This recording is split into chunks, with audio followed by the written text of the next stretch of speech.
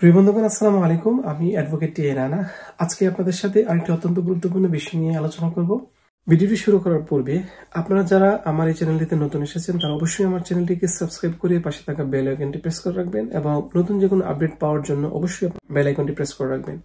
আর ইতিপূর্বে আপনারা আমার এই চ্যানেলটি যারা সাবস্ক্রাইব করেছেন তাদের সবাইকে অসংখ্য ধন্যবাদ।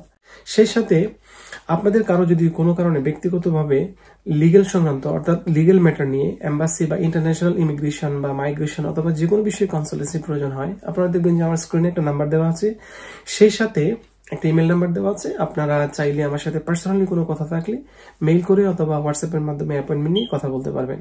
সেই সাথে আপনাদেরকে আরেকটা বিষয় বলে রাখি, সারা পৃথিবীর 124টা দেশের যে কোনো ধরনের ডকুমেন্ট বাংলাদেশের টেরিটরি থেকে যখন বের হবে, সেই ধরনের ডকুমেন্ট সংক্রান্ত যে কোনো কাজ, যে কোনো বিষয় যদি আপনার জানার প্রয়োজন হয় তাহলে অবশ্যই আপনারা আমাদের যে ওয়েবসাইটটা রয়েছে www.ranalawchamber.com, অর্থাৎ বাংলাদেশে একমাত্র প্রতিষ্ঠান যেই প্রতিষ্ঠানে আমরা পৃথিবীর বিভিন্ন দেশের ডকুমেন্ট সংক্রান্ত বিষয় নিয়ে কাজ করি, অর্থাৎ রানা ল চেম্বার অ্যান্ড কনসালটেন্সি নামে আমরা এই প্রতিষ্ঠানটি চালু করেছি। আমাদের এই প্রতিষ্ঠানে আপনারা সারা পৃথিবীর ডকুমেন্ট সংক্রান্ত যে কাজ রয়েছে সমস্ত বিষয়ে আমাদের কাছ থেকে হেল্প নিতে পারবেন। আপনারা চাইলে আমাদের সাথে কথা বলতে পারেন, মেইল করতে পারেন অথবা টেক্সট করতে পারেন ইনশাল্লাহ।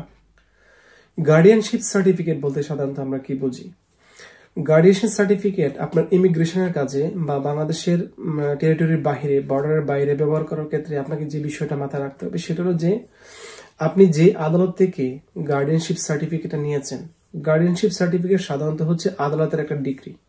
আপনি যখন আদালতের কোনো অর্ডার, গার্ডিয়ানশিপ সার্টিফিকেট হোক বা অন্য যে কোনো অর্ডার হোক, আদালতের কোনো অর্ডার আদালতের অর্ডার হিসেবে আপনি পৃথিবীর যে কোনো দেশে ব্যবহার করতে যাবেন, সেই ক্ষেত্রে আপনি যেই ধরনের সাপোর্টিং ডকুমেন্ট ব্যবহার করে আপনার এই গার্ডিয়ানশিপ সার্টিফিকেটটা পেয়েছেন ফ্রম দ্য কোর্ট, আদালত থেকে, সেই সবগুলো সাপোর্টিং ডকুমেন্ট আপনার অ্যাপোস্টিল করার জন্য মাইগভটি আপলোড দিয়ে সবগুলো ডকুমেন্ট আপলোড দেওয়ার পরে ডকুমেন্ট ভেরিফাই হয়ে অ্যাপোস্টিলের মাধ্যমে এই গার্ডিয়ানশিপ সার্টিফিকেটটা আপনাকে ইমিগ্রেশনে অথবা পৃথিবীর যে কোনো দেশে ব্যবহার করতে পারবেন।